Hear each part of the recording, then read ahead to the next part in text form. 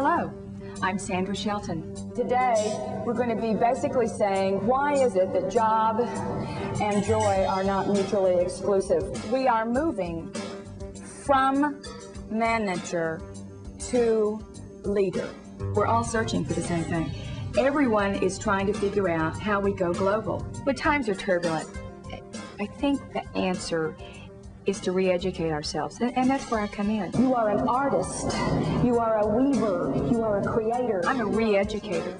We all feel like we know what we're doing, we know we've done it before, it ought to be this way, and it's not this way, and then we get upset, and I reteach you that, you know, it can happen, it can still happen. She or he, the builder, a developer, a change initiator, and an improvement project creator. Wow.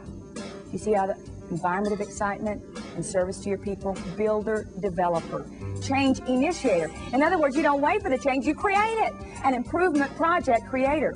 More and more, our companies are going to look like little clusters working here and there, project teams working here and there. The closer you get to that, the closer you are to a moving organization. So if that's been disconcerting to you, as you've done some of that, or some disconcerting to your people, maybe that information needs to be passed along.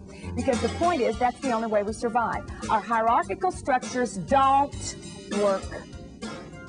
They never really did. We got fooled. We thought they did because we were making money. See, money's so visible. We're making money, it must work. Not so long-term. Leadership. It's liberating people to do what is required of them in the most effective and humane way possible.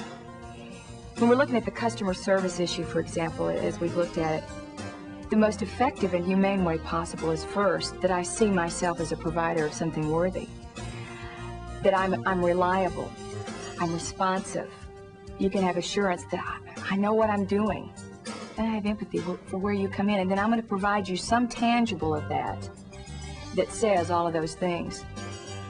We seem to separate them. We seem to say, well, leadership is this, and management is this, and customer service is this. And actually, it's all part and part of the same thing. Moving to clusters, cross-functional teams with no particular leader. The leader is whoever seems appropriate at the time for the stage of the project. That makes so much sense. The customer on the end, whether it's a taxpayer, a postal patron, a patient, a consumer, who do they want to be dealing with? Somebody who likes what they do. The only way I can like what I do on a day-to-day basis is to focus what I do, match it up to my strength bank. Are we willing to function with people as we meet them and help them grow where they can grow, rather than say, no, you have to put on this cloak and you have to be this. If you come back to the workplace when we're finished and nothing's different, what will they assume we did in this time? Nothing. Nothing. But if you go back and you simply out of your mouth say this, you know, I've noticed that one of your strengths is organization. When you organized that procedure we did 2 weeks ago, do you remember that? Now, how are you feeling? Good or bad? I'm feeling good about it. Good, right. Okay, so would you be open then if I said to you, by the way, what do you think one of my greatest strengths is? Would you probably tell me? If you knew me? If I knew. Yeah, okay. Is that tough? That's how you start. I never think of myself as a motivational speaker, because I get this vision in my mind of a motivational speaker as, you know, go for it, but then nothing happens.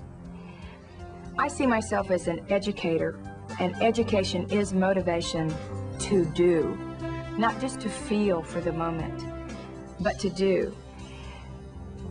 When you and I have spent time together, when we've had moments of education, the whole purpose of that is that you take whatever applies to you and you walk out, and within 24 hours, you're doing something about it. And the doing something about it may be that you're just sharing the idea with a friend. It may be that you're just starting to talk differently in the workplace.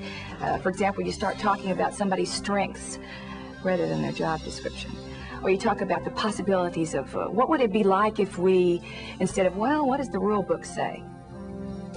You see, education is motivation, but getting you on an emotional high is not going to get the job done. But if you get emotionally involved with learning about getting the job done now,